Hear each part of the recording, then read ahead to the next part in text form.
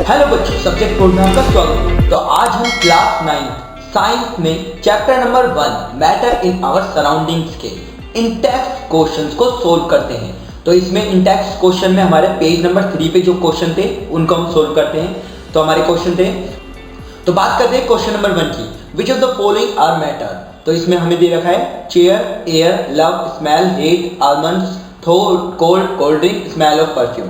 तो सबसे पहले देखिए चेयर एक मैटर है और ये काफी मैटर से मिलके बना हुआ होता है और ये स्पेस को भी ऑक्यूपाई करता है, तो इसमें चेयर हो जाएगा। दूसरा एयर में काफी गैसेस होती है और गैसेस भी पार्टिकल्स होते हैं गैसेस में, तो एयर भी हो जाएगा। लव क्या है, एक फीलिंग है, तो ये नहीं होगा। स्मेल क्या है, फीलिंग है, ये भी नहीं होगा। हेट फीलिंग है, नहीं होगा। आलमंड्स ये होगा क्योंकि मैटर से बना है, तो ये हो जाएगा। उसके बाद थॉट, ये भी फीलिंग है, नहीं होगा। कोल्ड, ये भी एक फीलिंग है, नहीं होगा। कोल्ड ड्रिंक, देखिए कोल्ड ड्रिंक मैटर से मिलके बनी होती है, तो ये हो जाएगा। और स्मेल ऑफ परफ्यूम, देखिए आप कोई भी परफ्यूम लाते हैं तो उसको स्प्रे करते हैं, तो ये डिफ्यूजन प्रोसेस से दूर तक फैल जाता है, तो ये मैटर ही तो है। इसके अंदर गैस के जो पार्टिकल्स है वही तो बाहर आए हैं, तो ये स्मेल ऑफ परफ्यूम हो जाएगा। लेकिन अगर खाली स्मेल आए तो वो नहीं। तो स्मेल ऑफ परफ्यूम ये मैटर का पार्ट है। तो smell is consider as a matter due to presence of some volatile substance in air that occupy space and have mass. जैसे ही वो स्प्रे हम करते हैं तो उसका वोलेटाइल नेचर होने की वजह से वो लिक्विड से किस में कन्वर्ट हो जाएगा, वेपर में कन्वर्ट हो जाएगा, जिसकी वजह से वहां पर स्मेल हो जाएगी। Okay, give reason for the following observation. The smell of hot seasoning food reaches you several metre away, but to get the smell from cold food you have to go close। तो इसको question पूछा है कि जो भी गर्म खाना होता है उसकी जो स्मेल होती है काफ़ी दूर तक जाती है, लेकिन जो ठंडा खाना हो जाता है वो उसकी स्मेल दूर तक नहीं जाती। तो इसका रीजन है, देखिए इसमें क्या होता है, ये कोई भी मैटर सपोज कीजिए, ये मैटर पार्टिकल से मिलके बना होता है, ठीक है। अब उस टाइम जब ये गर्म खाना होगा, गर्म खाने से क्या होगा, जो ये मैटर के मॉलिक्यूल्स होंगे, पार्टिकल्स होंगे, इसके पास काइनेटिक एनर्जी होगी और वो ज़्यादा अमाउंट में होगी। जब जितना ज़्यादा टेम्परेचर होगा, मतलब वहाँ पर जितना गर्म खाना होगा उसका काइनेटिक एनर्जी ज़्यादा होगी, और काइनेटिक एनर्जी जिसकी भी ज़्यादा होगी उसमें डिफ्यूजन प्रोसेस क्या होगा, ज़्यादा होगा डिफ्यूजन प्रोसेस। और डिफ्यूजन क्या होता है प्रोसेस, वो जितना ज़्यादा डिफ्यूजन होगा वो उतनी ही ज़्यादा दूर तक फैल सकता है। तो इसका आंसर में क्या लिखेंगे आप, hot food have more kinetic energy and hence the rate of diffusion is more than the particle of cold food. अब जैसे कोल्ड फूड है तो कोल्ड फूड में जो मैटर्स होंगे, मैटर्स के पास है लेस काइनेटिक एनर्जी होगा, और लेस काइनेटिक एनर्जी होगी तो उसका रेट ऑफ डिफ्यूजन भी कम होगा, जिससे उसकी स्मेल दूर तक नहीं फैल पाएगी, ठीक है। अब देखिए इसका जो नेक्स्ट क्वेश्चन है third, a diver is able to cut through water in a swimming pool, which property of matter does this observation show। तो देखिए हमारे फेजेस होते हैं, एक सॉलिड, एक लिक्विड और एक गैस। देखिए सॉलिड के पार्टिकल जो होते हैं वो बिल्कुल पास पास होते हैं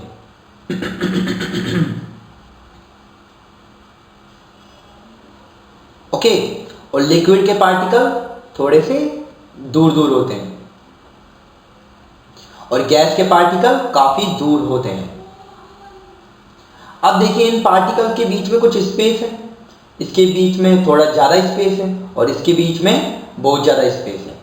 तो ये दो पार्टिकल्स के बीच में एक फोर्स एक्ट करेगा और उसको हम क्या कहते हैं, फोर्स ऑफ अट्रैक्शन। इन दोनों पार्टिकल के बीच में क्या करेगा, फोर्स ऑफ अट्रैक्शन।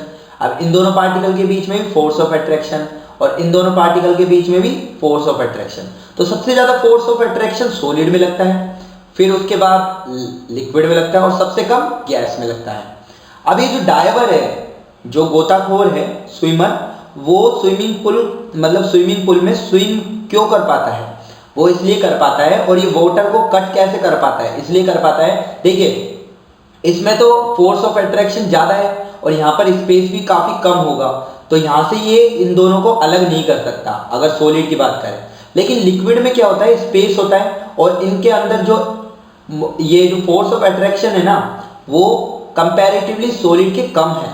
तो इस वजह से डाइवर जो होता है ना, स्विमर जो होता है, वो आप यहाँ से आराम से स्विमिंग कर सकता है और यहाँ पर स्पेस में आराम से इनके इन दोनों पार्टिकल्स के बीच में थोड़ा सा लेस फोर्स ऑफ अट्रैक्शन है। इसकी वजह से क्या कर पाता है, वो स्विम कर पाता है और यहाँ पे वाटर के मॉलिक्यूल्स को आराम से इजीली से अलग कर पाता है। तो यहाँ पर आप लिख सकते हो answer, a diver is able to cut through water in a swimming pool. This shows that the particle of water have intermolecular space. अब जो दो सेम पार्टिकल के बीच में क्या होता है, इंटरमोलिकुलर फोर्स होता है और ये मोलिकुलर स्पेस बोला जाता है इनको, और has less force of attraction, और इन दोनों के बीच में लेस फोर्स ऑफ अट्रैक्शन है जिसकी वजह से वो डाइवर है, जो स्विमर है, वो यहाँ पर तैर पाता है। ठीक है, बात करते हैं नेक्स्ट क्वेश्चन की, what are the characteristics of the particle of matter. तो देखिए ये हमें इंट्रोडक्शन में ही दिया हुआ था बुक में, तो इसमें देखिए 3 पॉइंट्स आप लिख सकते हैं। पार्टिकल्स हैव इंटरमोलिकुलर स्पेस, ठीक है, अभी मैंने आपको बताया था सॉलिड, लिक्विड और गैस का, सॉलिड, लिक्विड और गैस का, कि सॉलिड के पार्टिकल पास पास होते हैं और इन दोनों के बीच में क्या होता है, इंटरमोलिकुलर स्पेस होता है। ऐसे ही लिक्विड में होता है, इसमें थोड़ा कम ज़्यादा होता है, इसमें थोड़ा कम होता है और इसमें सबसे ज़्यादा होता है इंटरमोलिकुलर स्पेस।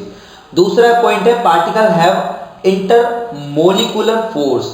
अब इन दोनों पार्टिकल के बीच में इंटरमोलिकुलर फोर्स होगा, ये ज़्यादा होगा सबसे सॉलिड में, लिक्विड में थोड़ा कम होगा इंटरमोलिकुलर फोर्स, दोनों के बीच में जो फोर्स होगा, और इन गैसेस में दोनों पार्टिकल के बीच में सबसे कम होगा इंटरमोलिकुलर फोर्स। ओके, अब देखिए third point, particles of matter are moving continuously. देखिए जो पार्टिकल्स होते हैं ना, सॉलिड आपको बिल्कुल कांस्टेंट नजर आता होगा, वो मोशन करता हुआ नजर नहीं आता होगा, लेकिन जो उसके पार्टिकल्स है ना वो कंटिन्यूसली मोशन करते रहते हैं, लेकिन वो हमको आंखों से इजीली दिखाई नहीं देते। ऐसे वाटर के करते रहते हैं, ऐसे गैस के कंटिन्यूसली मोशन करते रहते हैं, इसके पार्टिकल्स कंटिन्यूसली मोशन में रहते हैं। ठीक है, लिक्विड के भी रहते हैं और गैसेस के भी रहते हैं। ठीक है, अब देखिए पेज नंबर 6 पर जो क्वेश्चन थे हमारे इन टेक्स्ट में, द मास पर unit volume of a substance is called density. ठीक है, arrange the following in order of increasing density, air, exhaust from chimney, honey, water, chalk and cotton and iron. ठीक है, तो देखिए डेंसिटी क्या होती है, ये हमें क्वेश्चन में भी गिवन है, मास अपॉन वॉल्यूम, इसको हम क्या कहते हैं, डेंसिटी। अब देखिए यानी कि वॉल्यूम ज़्यादा होगा तो डेंसिटी कम होगी, और अगर वॉल्यूम कम होगा तो डेंसिटी ज़्यादा होगी, इसका मतलब यही है। ठीक है, अब बात करते हैं हम, सबसे पहले इनको अरेंजिंग ऑर्डर में लिखना है हमें। तो सबसे पहले देखिए एयर के पार्टिकल काफ़ी दूर दूर फैले होते हैं। ठीक है, उसका वॉल्यूम काफ़ी ज़्यादा होता है, और जिसका वॉल्यूम ज़्यादा होता है उसकी डेंसिटी क्या होती है, कम होती है। तो सबसे पहले हम क्या लिख देंगे, एयर। ठीक है, अब उसके बाद क्या है इसमें, एग्जॉस्ट फ्रॉम चिमनी। अब चिमनी से क्या निकलता है, धुआं निकलता है, और वो धुआं हमको नज़र भी आता है, लेकिन एयर हमको नज़र नहीं आती। एयर काफ़ी मतलब उसमें क्या आर पार दिखाई देता है, लेकिन इधर देखिए यहाँ से धुआं हमको नज़र आ रहा है, इसका मतलब क्या होगा, इसका मतलब ये है कि उसका वॉल्यूम कंपैरेटिवली एयर के कम है, तभी हमको वो दिखाई दे रहा है। तो उसका वॉल्यूम कंपैरेटिवली एयर के थोड़ा सा कम है, ठीक है, जिससे डेंसिटी उसकी ज़्यादा हो जाएगी। तो इसका मतलब एयर से ज़्यादा डेंस कौन होगा, चिमनी में जो एग्जॉस्ट निकलेगा वो। उसके बाद हम बात करते हैं इनमें से, तो इसके बाद कॉटन आएगा। देखिए कॉटन क्या होता है, रुई, तो कॉटन में क्या, एयर इनसाइड होती है, एयर इनसाइड भरी होती है। ठीक है, और वो कॉटन हमें दिखाई देता है इजीली, और उसका वॉल्यूम, अब क्या होगा, वॉल्यूम एग्जॉस्ट के कंपैरेटिवली इसका कम हो जाएगा। वॉल्यूम तो कम ही है ना कॉटन का, वॉल्यूम कम है जिससे डेंसिटी उसकी बढ़ जाती है। तो कॉटन भी ज़्यादा डेंस होगा एग्जॉस्ट फ्रॉम चिमनी से। ठीक है, अब वाटर की बात करते हैं। अब वाटर में क्या होता है, एयर के पार्टिकल, देखिए कॉटन में तो क्या एयर के पार्टिकल इनसाइड होते हैं, जिससे आप उसको इजीली पुश कर सकते हो। आपने कभी देखा है कॉटन को दबा ले तो बिल्कुल पिचक जाता है, वो किसकी वजह से पिचक जाता है, एक्चुअली वो कॉटन पिचकता नहीं है, वो एयर की वजह से पिचकता है, एयर की वजह से वो कंप्रेसिबल हो जाता है। ठीक है, अब बात करते हैं वाटर। अब देखिए वाटर के अंदर एयर के पार्टिकल तो है नहीं, अब वाटर के जो मॉलिक्यूल्स आपस में पास पास भी होते हैं और इसका वॉल्यूम कंपैरेटिवली कॉटन के तो कम है, जिससे इसका डेंसिटी बढ़ जाएगा। तो वाटर की डेंसिटी ज़्यादा है कॉटन से। फिर देखते हैं हनी। हनी आपने देखा है काफ़ी डेंस सा होता है, काफ़ी गाढ़ा होता है और उसके मॉलिक्यूल भी पास पास होते हैं। तो वाटर से ज़्यादा डेंस कौन हो जाएगा? हनी। उसके बाद चोक देखिए, हनी से तो ज़्यादा सॉलिड फॉर्म में होता है ना चोक, तो हनी तो लिक्विड फॉर्म में होता है। और देखिए लिक्विड के पार्टिकल दूर दूर होते हैं और सॉलिड के पार्टिकल पास पास होते हैं। तो यानी कि हनी से ज़्यादा डेंस कौन होगा? चोक। अब चोक और आयरन में देखेंगे आप तो देखिए चोक क्या होता है? इजीली ब्रेकआउट हो जाता है। आपने देखा होगा टूट जाता है वो, क्योंकि उसमें इंटरमोलिकुलर फोर्स कम रहा होगा पार्टिकल पार्टिकल के बीच में, जिस वजह से वो चोक टूट जाता है। लेकिन आयरन देखते हैं आप, आयरन को आप कभी हाथ से तोड़ा है आपने? वो नहीं टूटेगा। क्यों? क्योंकि इन दोनों पार्टिकल के बीच में इंटरमोलिकुलर फोर्स जो होगा ना वो काफ़ी ज़्यादा होगा। यानी कि इंटरमोलिकुलर फोर्स ज़्यादा है, यानी कि दोनों पार्टिकल के बीच में स्पेस बहुत कम है। और जितना कम स्पेस होगा उतना ज़्यादा फोर्स ऑफ अट्रैक्शन लगेगा उस पर। ठीक है, यानी कि आयरन में क्या हो गया? वो ज़्यादा मास का होगा, ज़्यादा वजन का भी होगा। क्यों? और वो ज़्यादा डेंस भी होगा क्योंकि उसका वॉल्यूम कंपैरेटिवली चौक के तो कम ही हो जाएगा ना। चौक में तो पार्टिकल थोड़े से मामूली से इंटरमोलिकुलर फोर्स कम है, लेकिन इसका तो क्या है? सब ज़्यादा है, इंटरमोलिकुलर फोर्स ज़्यादा है, जिसकी वजह से ये आयरन काफ़ी ज़्यादा डेंस हो जाएगा। तो इस तरह से हम ये ऑर्डर लिख सकते हैं, एयर, फिर उसके बाद एग्जॉस्ट फ्रॉम चिमनी, फिर कॉटन, फिर वाटर, हनी, चोक और आयरन। आयरन का सबसे ज़्यादा डेंस होगा। ठीक है, देखिए बात करते हैं क्वेश्चन नंबर 2 की। तो इसमें है a, tabulate the differences in the characteristics of states of matter. तो ए क्वेश्चन ये है, बी क्वेश्चन ये है। सबसे पहले ए क्वेश्चन को हम कर लेते हैं। तो इसमें हमें कैरेक्टरिस्टिक्स बतानी है स्टेट्स ऑफ मैटर की। तो देखिए 3 स्टेट्स में होता है, सॉलिड, लिक्विड एंड गैस। तो देखिए सबसे पहले हम पॉइंट वाइज इनमें डिफरेंस बताएंगे। सबसे पहले शेप। तो देखिए सॉलिड के पार्टिकल क्या होते हैं? पास पास होते हैं काफ़ी, जिससे ये शेप ले लेता है और इसकी फिक्स्ड शेप हो जाती है। ठीक है, उसके बाद हम लिक्विड की बात करते हैं। तो लिक्विड की जैसे मान लीजिए सपोज कीजिए गिलास है, गिलास में मैंने वाटर भर दिया, इसके बाद मैंने एक प्याली में इसको लिक्विड को भर दिया। इसके बाद मैं क्या करूँगा? इसके बाद मैं किसी U10 मतलब मटका ले लो आप, ये मटके में भर दिया मैंने लिक्विड को। ठीक है, तो ये क्या कर रहा है? सबसे पहले ये इसने गिलास की शेप ले ली, उसके बाद इसने कटोरी की शेप ले ली, इसके बाद इसने मटके की शेप ले ली। तो ये वेरी कर रहा है शेप अकॉर्डिंग टू ऑब्जेक्ट। यहाँ पर आप क्या लिख देंगे? शेप अकॉर्डिंग टू ऑब्जेक्ट, जिसमें हम उसको फिल कर रहे हैं। लेकिन अब बात करते हैं गैसेस की। अब गैस देखिए आप रूम में डालेंगे गैस को तो रूम की शेप ले लेगा, लेकिन हमें वो विजिबल नहीं होगा। तो इसमें आप क्या लिखेंगे? No fixed shape. ठीक है, अब बात करते हैं सेकंड पॉइंट इसका वॉल्यूम की। तो देखिए वॉल्यूम की बात करते हैं। तो वॉल्यूम देखिए सॉलिड का वॉल्यूम एकदम फिक्स्ड होता है, फिक्स्ड वॉल्यूम। लिक्विड का भी फिक्स्ड वॉल्यूम होता है, लेकिन गैसेस का नो फिक्स्ड वॉल्यूम, इसका कोई फिक्स्ड वॉल्यूम नहीं है। अगर मान लो इसको आपने गिलास को बंद कर दिया और यहाँ से गैस फिल कर दी तो गैस का आकार ले लेगा, ये गैस का वॉल्यूम मतलब ये गिलास का वॉल्यूम ले लेगा। अगर इसको कमरे में डाल दिया तो कमरे में क्या करेगा? कमरे का वॉल्यूम ले लेगा ये गैसेस। तो इसका नो फिक्स्ड वॉल्यूम, लेकिन लिक्विड का फिक्स्ड वॉल्यूम होता है और सॉलिड का फिक्स्ड वॉल्यूम होता है। अब बात करते हैं रिजिडिटी और फ्लूइडिटी की। देखिए रिजिडिटी का मतलब होता है, जैसे मान लीजिए पेन लिया आपने, सपोज करा पेन लिया, सॉलिड है। अब देखिए इसको मैं तोड़ूंगा, जब तक ये अपने आप को मेंटेन रख रहा है उसी सॉलिड फॉर्म में, है ना, जब तक ये अपने आप को मेंटेन रख रहा है, मतलब ये अपनी शेप को बिगड़ने नहीं दे रहा इस सॉलिड फॉर्म से, तो ये इसकी रिजिडिटी कहलाती है। ठीक है, मतलब कहने का मतलब है कि रिजिडिटी अगर ज़्यादा हाई होगी तो ये अपनी शेप को मेंटेन रखेगा। ठीक है, अगर इसकी रिजिडिटी कम होगी तो ये अपनी शेप को बिगाड़ देगा। ठीक है, फ्लूइडिटी का मतलब होता है फ्लो होने की कैपेसिटी, मतलब कोई चीज़ फ्लो कैसे हो रहा है, कोई चीज़ फ्लो कैसे हो रहा है, मतलब उसकी फ्लो होने की कैपेसिटी। जैसे मान लीजिए आपने सॉलिड का टुकड़ा लिया तो उसमें फ्लूइडिटी तो बिल्कुल ही नहीं होगी। आपने वाटर लिया, वाटर को बहाया, फ्लो करा तो वो बहने लग जाएगा। ठीक है, इसका मतलब होता है फ्लूइडिटी। अब बात करते हैं सॉलिड, लिक्विड और गैस के लिए रिजिडिटी और फ्लूइडिटी की। तो देखिए सॉलिड सबसे ज़्यादा रिजिड होते हैं क्योंकि वो अपनी शेप को बनाए रखते हैं, और सॉलिड फ्लूइडिटी की बात करें तो कैन नॉट फ्लो, वो फ्लो नहीं हो सकते ना। सॉलिड एक जगह से दूसरी जगह फ्लो कैसे करेंगे, वो तो रिजिड होते हैं, सॉलिड एक जगह रहते हैं वो। ठीक है, लिक्विड की बात करते हैं तो वो फ्लूइडिटी की बात करें तो कैन फ्लो, वो फ्लो कर सकते हैं। और लिक्विड में अगर रिजिड की बात करें तो नॉट रिजिड, वो रिजिड नहीं होते। लिक्विड जो होता है वो रिजिड नहीं होता, वो अपनी शेप को, देखिए अभी ये इसने इसकी शेप ले ली गिलास की, अभी इसने कटोरी की शेप ले ली, अभी इसने मटके की शेप ले ली, तो ये अपनी शेप को बार बार क्या कर रहा है, बदल रहा है। और रिजिडिटी का मतलब क्या है, मेंटेन शेप को मेंटेन रखना। अभी ये शेप बदल रहा है बार बार, इसका मतलब नॉट रिजिड, ठीक है। गैसेस की बात करें तो गैसेस में बात करें फ्लूइडिटी की, तो ये फ्लो कर सकता है, गैस आराम से इजीली फ्लो कर सकता है वो गैस, तो ठीक है, तो कैन फ्लो, ठीक है। और रिजिड की बात करें तो नॉट रिजिड, गैस भी क्या करता है, शेप को बदलता रहता है, तो नॉट रिजिड, ठीक है। अब सुनो fourth, intermolecular force. Intermolecular force का मतलब है एक ही सब्सटेंस है और एक ही सब्सटेंस के जो पार्टिकल्स है, ये काफी मैटर इससे बना हुआ है। मान लीजिए एक सब्सटेंस है जिसमें बहुत सारे पार्टिकल्स है, ये पार्टिकल्स ये आपस में जो इन दोनों के बीच में फोर्स होगा ना, वो इंटरमोलिकुलर फोर्स होगा। तो सॉलिड में मैक्सिमम होता है, लिक्विड में लेस देन सॉलिड होता है, और गैसेस में सबसे कम होता है। ये मैंने आपको पहले भी डायग्राम से समझा दिया था।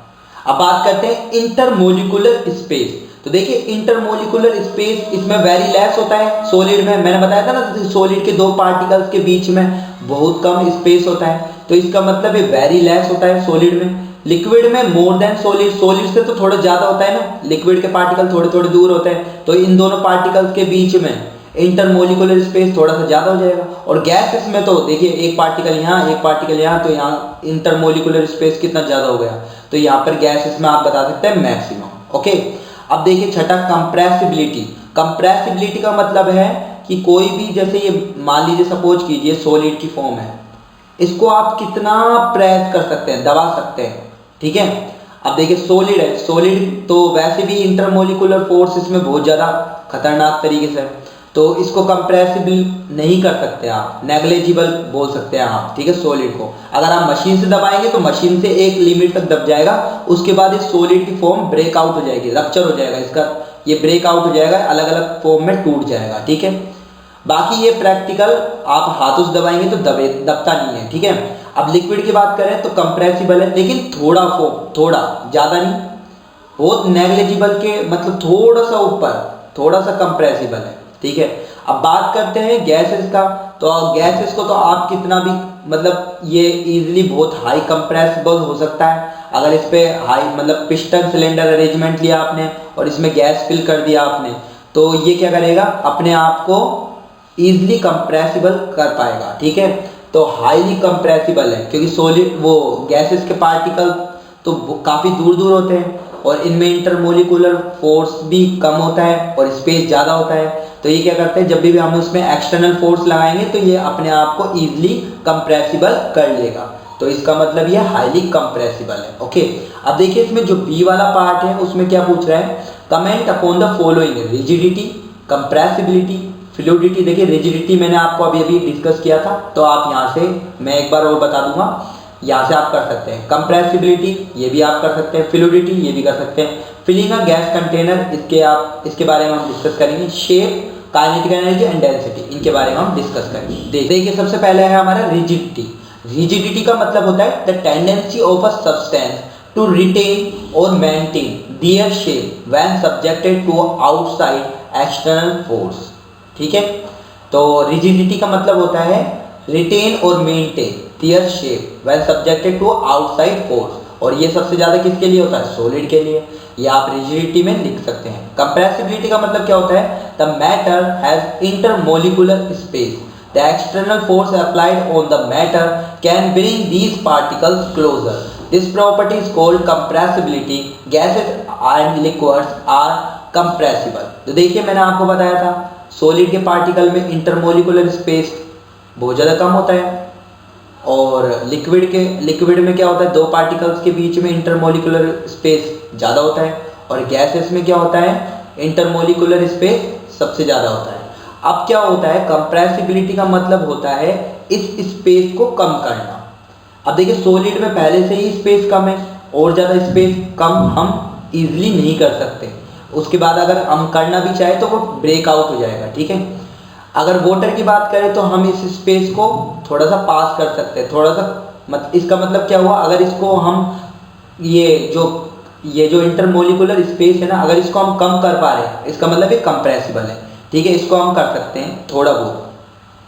और गैसेस में क्या होता है, पार्टिकल्स काफ़ी दूर दूर होते हैं और इसमें इंटरमोलिकुलर स्पेस तो काफ़ी ज़्यादा होता है। इसका मतलब क्या हुआ, इसमें हम इजीली कंप्रेसिबल इसको कर सकते हैं, क्योंकि हम इसको कंप्रेसिबल करेंगे तो इसका जो पार्टिकल होंगे उसमें हम इसकी दूरी है, मतलब इसमें जो स्पेस है उसको कम कर सकते हैं। अगर स्पेस को कम कर रहे हैं तो यानी कि कंप्रेसिबल वो चीज़ है। ठीक है, तो कंप्रेसिबिलिटी का मतलब आपको समझ में आ गया होगा। अब देखिए बात करते हैं फ्लूइडिटी की।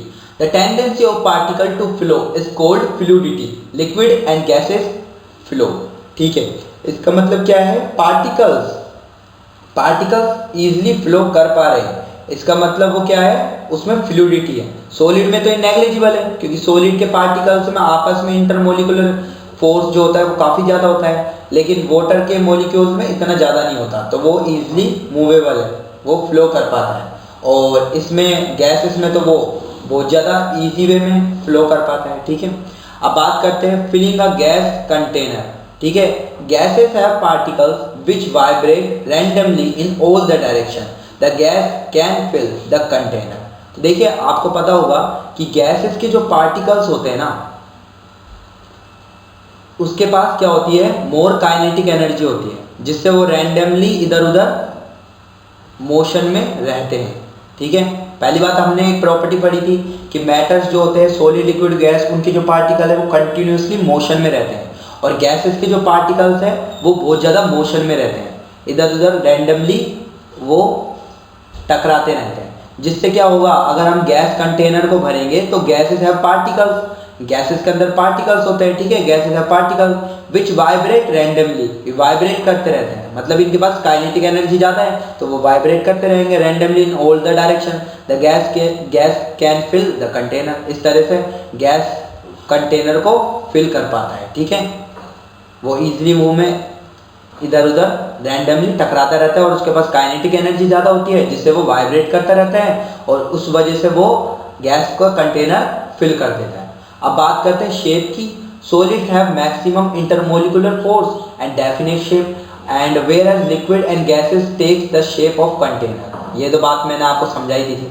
ठीक है, अब काइनेटिक एनर्जी, काइनेटिक एनर्जी क्या होती है, देखिए अब काइनेटिक एनर्जी के बारे में समझते हैं। काइनेटिक एनर्जी होती है the energy possessed by particle due to their motion is called kinetic energy. ठीक है, काइनेटिक एनर्जी क्या होती है, अगर मैटर, ये जो मैटर है ना, ये मैटर है, अगर इसके पास मोशन है, अगर इसके पास मोशन है तो इसका मतलब क्या हुआ, इसके पास काइनेटिक एनर्जी है। ठीक है, इसके पास काइनेटिक एनर्जी है। अब देखिए आगे बात करते हैं, molecules of gases vibrate randomly as they have maximum kinetic energy. अब आपको पता है जो काइनेटिक एनर्जी है वो जितना ज़्यादा मोशन होगा उतना ज़्यादा काइनेटिक एनर्जी होगी, और गैसेस के पार्टिकल काफ़ी ज़्यादा दूर दूर होते हैं।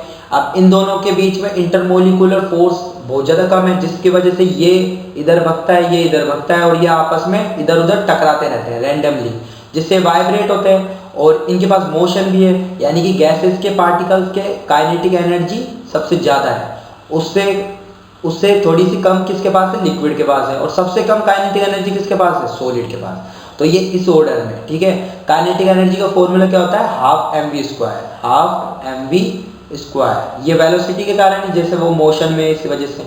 और मास, देखिए मैटर के पास तो मास होगा ही होगा। ठीक है, तो इसका मतलब क्या हो गया, काइनेटिक एनर्जी का फॉर्मूला क्या होगा, हाफ एम वी स्क्वायर। इसमें एम क्या है, मास है, और वी क्या है, वेलोसिटी। बात करते हैं डेंसिटी की। It is defined as mass पर unit volume, the solid have highest density.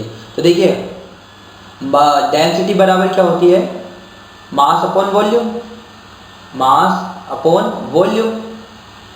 ठीक है, तो देखिए सॉलिड के पास क्या होता है, उसका वॉल्यूम कम होता है, जिसकी वजह से डेंसिटी ज़्यादा है।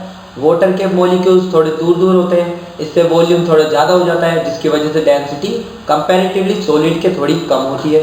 और गैसेस के पार्टिकल काफ़ी ज़्यादा दूर दूर होते हैं, इनका वॉल्यूम ज़्यादा हो जाता है, जिसकी वजह से वॉल्यूम ज़्यादा तो डेंसिटी कम। तो इसका ऑर्डर कैसे आएगा, इसका ऑर्डर आएगा कि जो सॉलिड है, सॉलिड तो सबसे ज़्यादा डेंसर होगा, डेंसिटी होगी उसकी, उसके बाद कौन होगा, वाटर होगा, लिक्विड फॉर्म और उसके बाद गैस फॉर्म। ठीक है, अब आगे नेक्स्ट क्वेश्चन है, a gas fills completely the vessel in which it is capped. तो देखिए गैस को फिल कंप्लीटली, जैसे वेसल में जैसे ही डालते हैं तो वो कंप्लीटली फिल हो जाता है, ऐसा क्यों, हमें ये बताना है। तो देखिए अब हम जानते हैं गैस के पार्टिकल्स के पास क्या होता है, काइनेटिक एनर्जी होती है और वो रैंडमली इधर उधर टकराता रहता है। ठीक है, तो the molecule of gas have kinetic energy, high kinetic energy, ये मैंने आपको अभी भी बता दिया, due to which they keep moving in all direction and the vessels completely in which they are capped. और वेसल्स को क्या कर देगा, फिल कर देगा वो कंप्लीटली, क्यों, क्योंकि रैंडमली इधर उधर वो मोशन करता रहता है, जिसकी वजह से वो पूरी सरफेस को कवर कर लेगा, जिसकी वजह से कंटेनर को फिल कर देता है। अब देखिए सेकंड क्वेश्चन है, a gas exerts pressure on the wall of the container.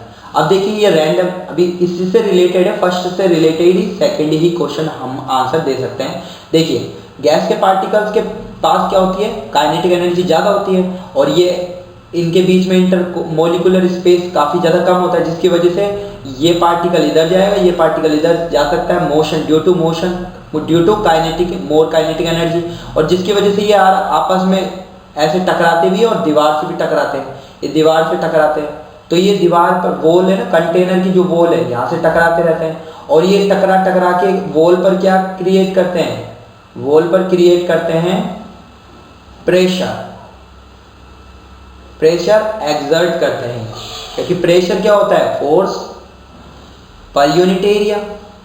अब ये जो पार्टिकल है फोर्स लगाते हैं और एरिया पे लगा रहे हैं, तो इसका मतलब ही प्रेशर एक्सर्ट करेंगे। तो इसका आंसर कैसे लिखेंगे, a gas exert pressure on the wall of the container because the molecules of the gas are in constant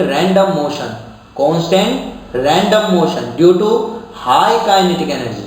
These molecules constantly vibrate, move and hit the walls of the container, thereby exerting pressure on it। ठीक है, इस तरह से आप इसका answer लिख कर आ सकते हैं। मेनली क्या है, काइनेटिक एनर्जी है इसके पास ज़्यादा, जिसकी वजह से रैंडमली मोशन करते रहते हैं इधर उधर और उसके बाद ये वॉल से टकराते रहते हैं, जिसकी वजह से वॉल पर क्या हो जाता है, एक्सर्ट प्रेशर हो जाता है।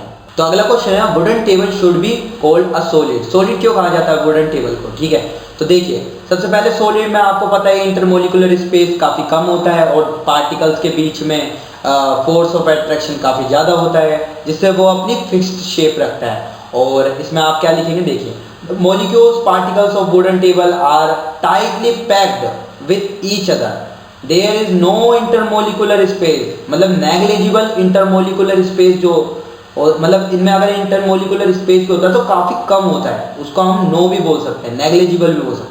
ठीक है, it can not be compress, उसको कंप्रेस नहीं कर सकते हम।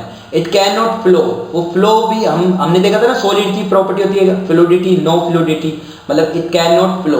All these characteristics are of solid, so wooden table should be called a solid, इसलिए हम वुडन टेबल को क्या बोलते हैं, सॉलिड।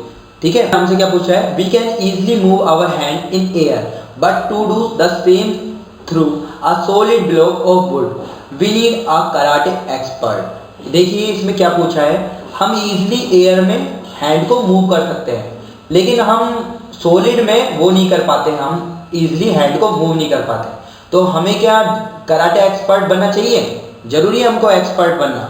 तो देखिए इसका आंसर में आप क्या लिखेंगे, सबसे पहले आप ये जानते हैं कि सॉलिड, लिक्विड और गैस, सॉलिड के पार्टिकल्स काफ़ी पास होते हैं, यानी कि इसमें इंटरमोलिकुलर स्पेस काफ़ी नेग्लिजिबल होगा, नो भी बोल सकते हैं। ठीक है, और वाटर के मतलब लिक्विड के पार्टिकल्स क्या होते हैं, काफ़ी दूर होते हैं, जिससे इसका इंटरमोलिकुलर स्पेस थोड़ा सा ज़्यादा हो जाता है।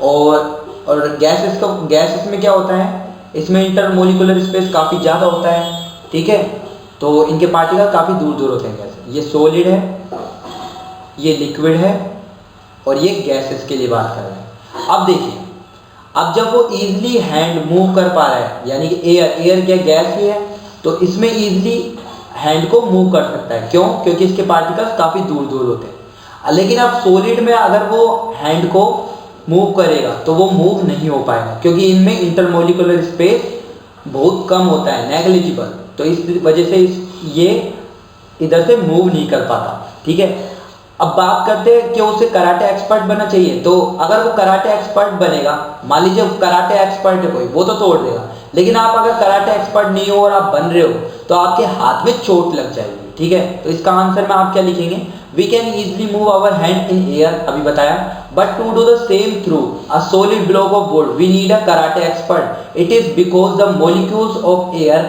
Has less force of attraction between them and a very small external force can separate them and pass through it. मतलब समझे आप, इसका मतलब है कि एयर में क्या होता है, लेस फोर्स ऑफ अट्रैक्शन है पार्टिकल के बीच में, जिसकी वजह से, ठीक है, एयर में, इसमें सॉरी एयर में काफी लेस फोर्स ऑफ अट्रैक्शन जिसकी वजह से आप इजीली मूव कर पा रहे थे, ठीक है। But in case of solid, अगर सॉलिड की बात करें, the molecules have maximum force of attraction. अब सॉलिड में अगर आप हैंड को मूव करेंगे तो इसमें इंटरमोलिकुलर फोर्स तो ज्यादा है ना, इसकी वजह से क्या होगा, the particle are tightly bound due to this force, इसमें तो टाइटली बाउंड है ना वो, hence large amount of external force is required to pass through solid. अब इसके लिए आपको क्या माने, एक्सटर्नल फोर्स लगाना पड़ेगा, अगर आपको मूव करना पड़ रहा है, इधर से उधर मूव करवाना है तो उसमें एक्सटर्नल फोर्स आपको काफी ज्यादा लगाना पड़ेगा, ठीक है। वो सॉलिड टू सॉलिड वेरी करेगा, ठीक है। तो आप इसे ट्राई मत कीजिए, ठीक है, नहीं तो आपके हाथ में चोट लग जाएगी, ठीक। तो नेक्स्ट क्वेश्चन है, liquid generally have lower density as compare to solid, ठीक है, but you must have observe that ice floats on water, find out why. तो देखिए अभी तक हमने क्या पढ़ा था कि सॉलिड, लिक्विड और गैस ये ज्यादा डेंस होता है, इसकी डेंसिटी क्या होती है, ज्यादा होती है। लिक्विड की इससे तो कम होती है और गैसेस की सबसे कम होती है डेंसिटी, ठीक है। अब ये वाटर की बात करते हैं, वाटर और आइस। अब वाटर किस फॉर्म में होगा, लिक्विड फॉर्म में, ठीक है। आइस किस फॉर्म में होगा, सॉलिड फॉर्म में। लेकिन अब यहां पर उल्टा है, यहां पर हम क्या कह रहे हैं, वाटर की डेंसिटी क्या है, वाटर की डेंसिटी क्या है, ज्यादा है, और आइस की डेंसिटी क्या है, कम है। ऐसा क्यों, ये हमसे क्वेश्चन में पूछ रहा है। तो ठीक है, ऐसा इसलिए है, देखिए वाटर है, वाटर बराबर, ये डेंसिटी क्या होती है, पहले सबसे पहले डेंसिटी समझते हैं। डेंसिटी बराबर होता है मास अपॉन वॉल्यूम, ठीक है, मास अपॉन वॉल्यूम। अब देखिए वाटर के केस में क्या होगा, वाटर के केस में तो जैसे मान लीजिए वाटर का फॉर्मूला क्या होता है, H2O। अब इसके जो स्ट्रक्चर है ना, H2O, ये H2O जुड़ रहा है, ये H2O जुड़ रहा है, ऐसे ऐसे बहुत सारे H2O काफी ग्रुप में जुड़े हुए होते हैं मॉलिक्यूल्स इनके, ठीक है। लेकिन जब वाटर से आइस बनता है ना, तो इस केस में क्या होता है, H2O, अब ये H2O ऐसे जुड़े रहते हैं मॉलिक्यूल्स, लेकिन इनके बीच में एयर ट्रैप हो जाती है। क्या हो जाती है, एयर ट्रैप हो जाती है, एयर ट्रैप हो जाती है, जिसकी वजह से क्या होता है, एयर ट्रैप जब इसके अंदर हो जाती है ना, वाटर के अंदर, और जब ये आइस बन जाता है, तो इस केस में इसका वॉल्यूम इंक्रीज हो जाता है। क्या इंक्रीज हो जाता है, वॉल्यूम इंक्रीज। और हमको पता है कि डेंसिटी बराबर क्या होता है, मास अपॉन वॉल्यूम। अब इस केस में, आइस के केस में सॉलिड है, आइस के केस में वॉल्यूम इंक्रीज हो गया, वॉल्यूम इंक्रीज होने पर डेंसिटी कम हो जाएगी, तो इसकी डेंसिटी इस वजह से कम होती है। और वाटर की डेंसिटी आइस के कंपैरेटिवली ज्यादा इसलिए होती है। आइस में क्या होता है, एयर ट्रैप हो जाती है, जिससे वॉल्यूम बढ़ जाता है, और वॉल्यूम बढ़ने से डेंसिटी कम हो जाती है, क्योंकि ये नीचे बढ़ रहा है ना ज्यादा, तो इसलिए डेंसिटी ऊपर की कम हो जाएगी, ठीक है। तो यहाँ पर आप आंसर क्या लिखेंगे, ice is a solid but its density is lower than water due to its structure. अभी हमने स्ट्रक्चर को ही समझा है, ठीक है। इसकी स्ट्रक्चर में क्या, एयर ट्रैप हो जाती है, ठीक है। The molecules in ice make a cage like structure, ठीक है।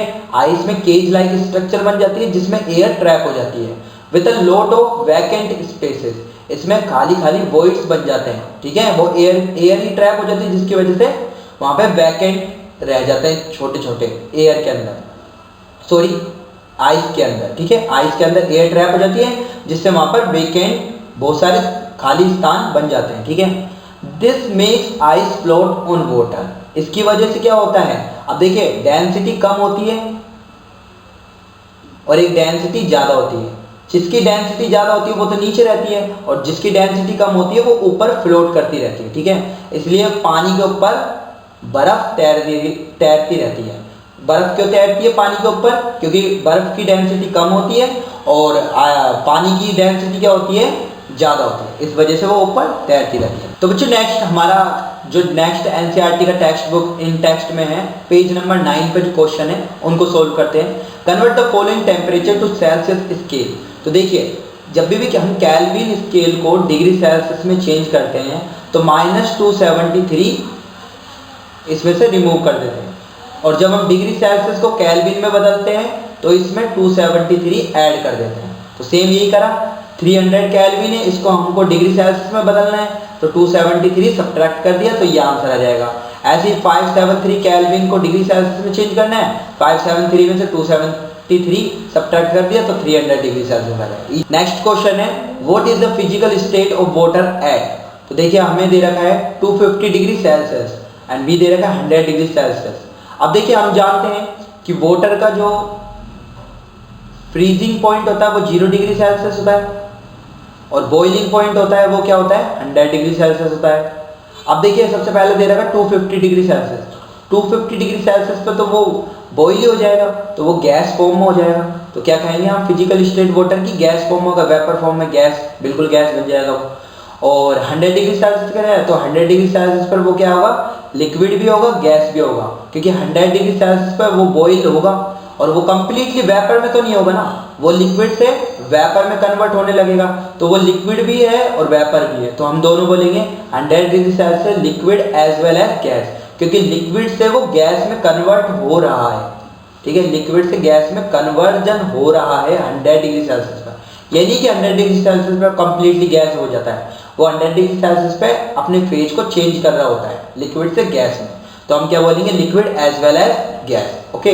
अब देखिए नेक्स्ट क्वेश्चन है इसमें, for any substance why does the temperature remain constant during the change of state. तो देखिए ये जो रिमेन कांस्टेंट रहता है ना temperature during change of state, अभी देखिए हम यहाँ पर देख रहे थे 100 डिग्री सेल्सियस पे क्या हो रहा था?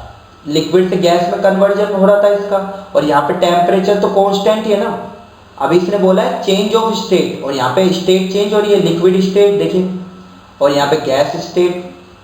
अब यहाँ पर जो फेज चेंज होता है और टेम्परेचर कांस्टेंट है, यहाँ पर जो हीट इनसाइड जा रही है ना वो लेटेंट हीट जाती है। क्या जाती है?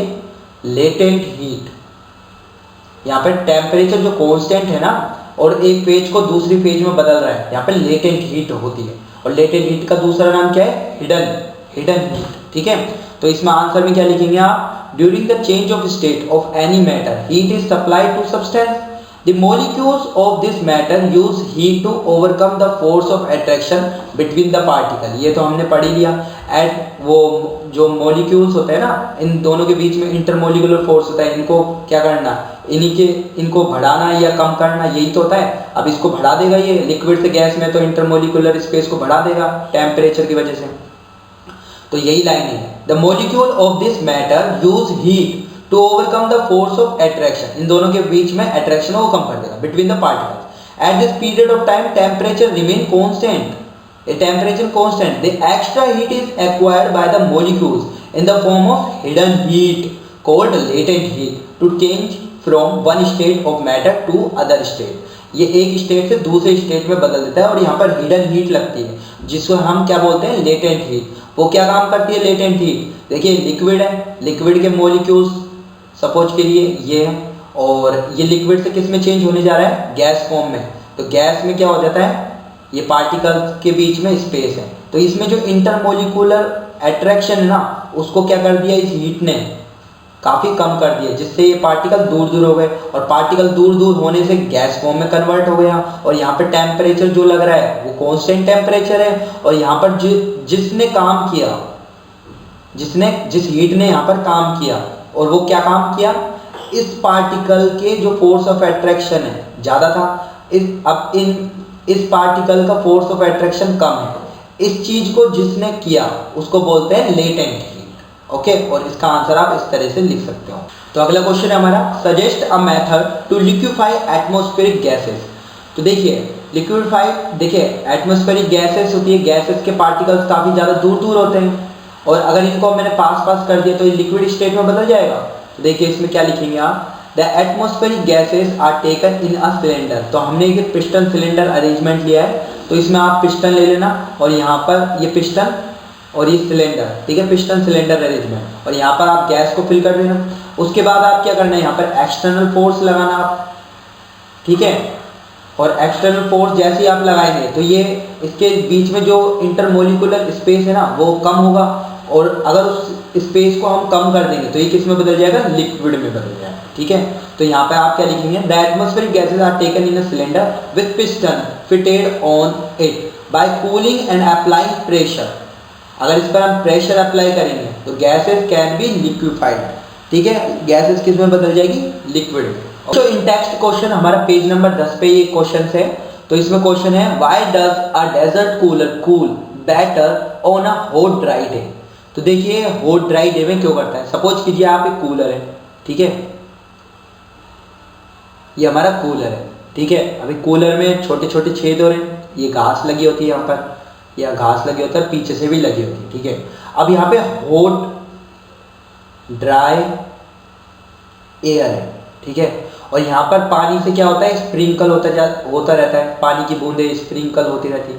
अब क्या होता है, ये वाटर की ड्रॉप है, जैसे इसमें हॉट एयर आती है, अब ड्यू टू दियर हॉटनेस, मतलब इसकी हॉटनेस के कारण ये पानी के कांटेक्ट में आएगी, पानी की स्प्रिंग मतलब ड्रॉप के कांटेक्ट में आएगी एयर, और ये गर्म है, तो ये क्या करती है, वाटर की ड्रॉप को वेपर में कन्वर्ट कर देती है, किसमें, वेपर में कन्वर्ट कर देती है, जिसकी वजह से यहाँ पर कौन सा इफेक्ट प्रोड्यूस होता है, इवोपरेशन, इवोपरेशन प्रोड्यूस होता है, और इसी इवोपरेशन की वजह से यहाँ पर कूलिंग इफेक्ट जनरेट होता है। क्या होता है, कूलिंग इफेक्ट जनरेट होता है, जिससे हमको कूलिंग फील होती है। सपोज कीजिए आपका वेदर है ना बहुत उमस भरा है, उसमें मॉइस्चर बहुत ज़्यादा है, तो उस केस में क्या होगा, जो एयर होगी ना वो ड्राई नहीं रहेगी, वेट एयर रहेगी, उस टाइम वेटेड एयर रहेगी, और वेटेड एयर क्या करेगी, इस ड्रॉप को अच्छे से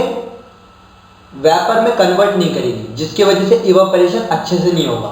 इसी वजह से जैसे मुंबई शहर है, बॉम्बे वगैरह ना, मुंबई वगैरह, उड़ीसा वगैरह, ये जैसे शहर है, इनमें क्या होता है, उमस वेदर रहता है, मतलब इधर का जो वेदर है बहुत ज़्यादा चिपचिपा होता है, जिस वजह से वहाँ की एयर होती है वेटेड एयर होती है, और वहाँ पर कूलर अच्छे से काम नहीं करते, ठीक है। हमें ज़्यादातर घरों में एसी ही नज़र आएंगे, वहाँ पर इस तरह के कूलर अच्छे से काम नहीं करते हैं। ये हमेशा कूलर जो काम करेंगे ना, डेजर्ट कूलर, वो हॉट ड्राई एयर में अच्छे से काम करेंगे और हवा भी अच्छी देंगे, कूलिंग इफेक्ट ज़्यादा प्रोड्यूस करेगा। लेकिन अगर वेटेड एयर की बात करें, अगर वेटेड एयर आ रही है यहाँ पर, ड्राई एयर नहीं है वो, तो उस केस में इवापोरेशन अच्छे से नहीं होगा ड्रॉप का, और उस वजह से कूलिंग इफेक्ट हमको अच्छे से नहीं मिलेगा। तो इसका आंसर में आपको जस्ट इतना से ही लिखना है, आपको ये सारी चीज़ें नहीं बतानी, इतना ही बताना है आपको। तो आप क्या लिखेंगे इसमें, the outer wall of the cooler get sprinkled by water constantly. यहाँ पर स्प्रिंकल होता रहता है ना, मोटर से ये स्प्रिंकल होता रहता है। This water evaporates due to hot dry weather. Evaporation causes cooling of inside air of cooler. ये इवेपोरेट कर रहा है, इसको मैंने आपको अभी भी बताया।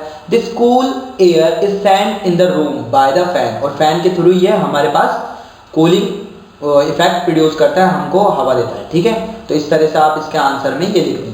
अब देखिए सेकंड क्वेश्चन है, how does the water cap in an earthen pot become cool during summer.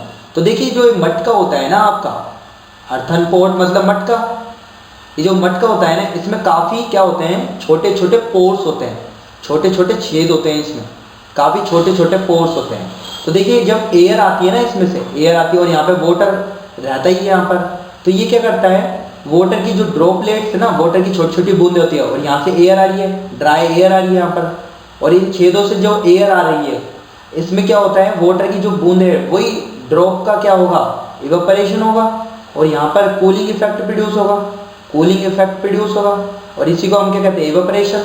Cooling effect produce होगा किस वजह से, यहाँ से एयर आ रही है, हॉट एयर, और हॉट एयर क्या करेगी, इस ड्रॉप्स को, छोटी छोटी ड्रॉप्स को वेपर में कन्वर्ट करेगी, और उस वेपर के कन्वर्जन को हम क्या कहते हैं, इवेपोरेशन, और कूलिंग इफेक्ट प्रोड्यूस करेगी, जिसकी वजह से हमें मटके में रखा पानी क्या लगता है, ठंडा लगता है। तो इसका आंसर आप क्या लिखेंगे, the earthen pot is porous with a lot of pores on it, this water oozes out to these pores and the water gets evaporated at the surface of the pore, thereby causing cooling effect. This makes the port cold and the water inside the port cools by this process. इसी वजह से क्या होता है, इस मटके में रखा पानी हमें क्या लगता है, ठंडा लगता है। ओके, नेक्स्ट क्वेश्चन है, why does our palm feel cold when we put some acetone और पेट्रोल और परफ्यूम on it? तो देखिए ये जो एसीटोन है हमारे पास, पेट्रोल और परफ्यूम है, इनका जो बॉइलिंग टेम्परेचर है ना, बॉइलिंग टेम्परेचर काफ़ी कम होता है। जैसे हमारा रूम टेम्परेचर होता है 37 डिग्री सेल्सियस के आसपास होता है, लेकिन इनका जो बॉइलिंग पॉइंट है ना वो रूम टेम्परेचर से भी बहुत कम होता है, 10 डिग्री सेल्सियस, ऐसा 10 से 15 डिग्री सेल्सियस ऐसा कुछ लगभग होता है इनका। ठीक है, तो एसीटोन, पेट्रोल और परफ्यूम जब भी हम अपने हाथ पे, पाम पे रखते हैं तो हमको ठंडा महसूस क्यों होता है, वो इसलिए महसूस होता है जब भी हम इनको अपने हाथ पर रखते हैं तो इसका बॉइलिंग टेम्परेचर काफ़ी कम होता है, और हम रूम टेम्परेचर पर अगर इसको अपने हाथ पर रखें तो ये क्या हो जाता है, इवेपोरेट हो जाता है, मतलब ये वेपर बन जाता है, और इस जो ये ना लिक्विड से वेपर में कन्वर्जन हो रहा है, इसकी वजह से ये हीट प्रोड्यूस करेगा, कूलिंग इफेक्ट प्रोड्यूस करेगा, जिसकी वजह से यहाँ पर क्या होगा, इवेपोरेशन होगा, और इवेपोरेशन कोजेस क्या करता है, कूलिंग इफेक्ट। तो ये आप लिख देंगे, acetone, petrol, perfume evaporates when they come into contact with air. ठीक है, the evaporation causes cooling sensation in our hands. ठीक है, इस वजह से ये क्या करता है, कूलिंग सेंसेशन फील करवाता है। Why are we able to sip hot tea और milk faster from a saucer rather than a cup. देखिए सपोज कीजिए आपके ये कप में मिल्क है, ठीक है, काफ़ी हॉट मिल्क है, तो आप क्या करते हो, जनरली एक कटोरी लेते हो और कटोरी में से डाल लेते हो। ठीक है, कटोरी में से मिल्क को डाल लेते हो। इसकी वजह से क्या होता है, यहाँ पर ये कूलिंग जल्दी हो जाएगा, जल्दी हो जाएगा कूलिंग, यहाँ पर ये गर्म ज़्यादा देर तक रहेगा। ऐसा क्यों हो रहा है, देखिए इवेपोरेशन अगर आपको फास्ट करना है, इवेपोरेशन अगर आपको फास्ट करना है तो उसका सरफेस एरिया बढ़ा दीजिए। क्या बढ़ा दीजिए, सरफेस एरिया। जितना ज़्यादा सरफेस एरिया उसका बढ़ा हुआ होगा तो उतना ही ज़्यादा वो इवेपोरेशन फास्ट हो जाएगा। क्या हो जाएगा, फास्ट हो जाएगा। अब इसी में ये कॉन्सेप्ट हम अप्लाई करते हैं। देखिए ये जो कप है, ठीक है, कप है, कप में इतनी जल्दी ठंडा नहीं होगा जितनी जल्दी एक सॉसर में होगा। सॉसर में जल्दी ठंडा इसलिए होता है क्योंकि देखिए यहाँ पर सरफेस एरिया बढ़ जाता है इसका। ठीक है, और सरफेस एरिया जितना ज़्यादा बढ़ेगा और यहाँ से एयर आएगी, और एयर के कांटेक्ट में आने से जो भी हमारा लिक्विड होगा, मतलब ये जो मिल्क होगा, मिल्क एयर के कांटेक्ट में आने से इवेपोरेट होगा। ठीक है, और वो जल्दी जल्दी ठंडा हो जाएगा। ठीक है, तो यहाँ पर आप क्या लिखेंगे, tea in a saucer has large surface area in a cup, the rate of evaporation is faster with increase surface area. ये मैंने अभी आपको बताया। The cooling of tea in saucer takes place sooner than in a cup. ठीक है, cup से जल्दी ये कर देता है। Hence we are able to sip hot tea or milk faster from a saucer than rather than a cup. Cup से जल्दी ये ठंडा कर देता है। कप में इसलिए जल्दी ठंडा नहीं होगा क्योंकि यहाँ पर रेट ऑफ इवेपोरेशन काफ़ी स्लो है, और यहाँ पर रेट ऑफ इवेपोरेशन ज़्यादा है क्योंकि सरफेस एरिया ज़्यादा है यहाँ पर सॉसर में और कप में कम है। ठीक है, अब देखिए नेक्स्ट क्वेश्चन है, what type of clothes should be wear in summer. हमें समर में किस तरह के कपड़े पहनने चाहिए। तो देखिए जनरली प्रीफर यही किया जाता है कि हमें कॉटन क्लॉथ पहनने चाहिए। अभी कॉटन क्लॉथ क्यों पहनना चाहिए, इसके पीछे रीजन देखिए। सपोज कीजिए आप रनिंग करके आए और आपने कॉटन की क्लॉथ पहन रखी है। ठीक है, अब आप पंखे के नीचे बैठे, ठीक है, सपोज कीजिए पंखे के नीचे बैठे और कॉटन क्लॉथ आपने पहन ही रखा है। अब देखिए आपकी शर्ट में पसीने ही पसीने आएंगे, बहुत सारे, गीली हो जाएगी आपकी शर्ट। अब देखिए कॉटन की जो शर्ट होती है ना, उसमें काफ़ी छोटे छोटे छेद होते हैं। कॉटन की शर्ट में काफ़ी छेद होते हैं क्योंकि वो पोर्स लाइक स्ट्रक्चर होती है, काफ़ी छेद होते हैं छोटे छोटे। अब उन छोटे छोटे छेदों से, छोटे छेदों में क्या आती है, एयर्स आती रहती है। एयर्स आई क्योंकि आप पंखे के नीचे बैठे हो तो इसके अंदर एयर आएगी, एयर आएगी, एयर आएगी। ठीक है, अब जैसे ही इसके अंदर एयर आती है और आप पूरे के पूरे पसीने में नहाए हुए हो, पसीने में गीले हुए हो, तो वहाँ से क्या होगा, एयर इसके अंदर आई और यहाँ पर एयर इसके अंदर आते ही वाटर के कांटेक्ट में आई वो, और जैसे ही वो वाटर के कांटेक्ट में आती है, इन छोटे छोटे छेदों से क्या होता है, उन वाटर ड्रॉपलेट यानी कि जो आपका पसीना था वो वाटर कंटेंट है उसमें, तो वाटर क्या होगा, लिक्विड से वेपर में कन्वर्जन होगा उसका, और यहाँ पर क्या होगा, उसका इवापोरेशन होगा। क्या होगा, इवापोरेशन होगा। क्या होगा, इवापोरेशन, जिसकी वजह से वहां पर कूलिंग इफेक्ट जनरेट होगा। कूलिंग इफेक्ट, इस वजह से हमें गर्मी में क्या पहनना चाहिए, कॉटन क्लॉथ पहननी चाहिए। अब देखिए इसका आंसर में आप क्या लिखेंगे, we should wear light colour cotton cloth in summer. Light colour because it reflects heat, cotton cloth because it has pores in it. देखिए हमारा आंसर यहाँ से, ठीक है। आप ये भी एक्स्ट्रा इंफॉर्मेशन लिख सकते हो, ठीक है। Light colour cotton cloth summer में हमें पहनना चाहिए, जिससे देखिए डार्क कलर के अगर आप ज़्यादा कपड़े पहनेंगे तो वो लाइट को ज़्यादा एब्जॉर्ब करता है, और जितनी ज़्यादा लाइट एब्जॉर्ब होगी उससे क्या होगा, हीट प्रोड्यूस होगी, आपको ज़्यादा गर्मी लगेगी। इसलिए हल्के कलर के हमें कपड़े पहनने चाहिए। Light colour because it reflects heat, तो वो लाइट को रिफ्लेक्ट ज़्यादा करती है, एब्जॉर्ब नहीं करेगी, जिससे क्या होगा, हमें ज़्यादा गर्मी नहीं लगेगी। अब देखिए next, cotton cloth because it has pores in it which absorb sweat and allows the sweat to evaporate faster, thereby given cooling effect। अब आपको पता है ना कूलिंग इफेक्ट प्रोड्यूस करता है कॉटन क्लॉथ, बिकॉज उसमें छोटे छोटे छेद होते हैं और वो स्वेट को एब्जॉर्ब कर लेता है, और उसकी वजह से जब भी एयर के कांटेक्ट में आता है तो वहां से स्वेट इवापोरेट होते हैं फास्टर, ठीक है। इस वजह से कूलिंग इफेक्ट हमें वहां पर फील होता है, ठीक है। तो उम्मीद करता हूँ स्टूडेंट आपको ये सॉल्यूशंस काफ़ी पसंद आए हुए हों। अगर पसंद आए तो आप चैनल को सब्सक्राइब जरूर कीजिएगा और अपने दोस्तों को ये शेयर जरूर कीजिएगा।